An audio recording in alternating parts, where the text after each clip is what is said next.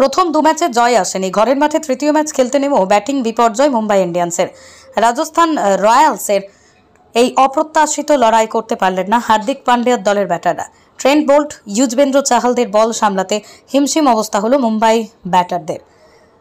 20 ওভারে 9 উইকেটে মুম্বাই করল 125 রান। ঘরের মাঠে প্রথম ম্যাচেই ব্যাটিং বিপর্যয় মুম্বাইয়ের। জয়ের জন্যই রাজস্থানের চাই 126 রান। আইপিএলের শুরুটায় এবারও ভালো হয়নি মুম্বাইয়ের। হার্দিকের দল প্রথম দু ম্যাচেই হেরেছে। ঘরের মাঠে প্রথম ম্যাচ খেলতে নেমেও প্রত্যাশিত পারফরমেন্স করতে পারলেন না মুম্বাইয়ের ব্যাটাররা। প্রথম দুই ম্যাচেই জয় আসেনি। ঘরের মাঠে তৃতীয় ম্যাচ খেলতে নেমেও ব্যাটিং বিপর্যয় মুম্বাই ইন্ডিয়ান্সের। রাজস্থান রয়্যালসের বিরুদ্ধেই প্রত্যাশিত লড়াই করতে পারলেন না হার্দিক পান্ডিয়ার দলের ব্যাটাররা। রাজস্থানের সফলতম বলের যুজবেন্দ্র চাহাল, তিনি মাত্র 11 রান খরচ করে তুলে নিলেন 3 উইকেট।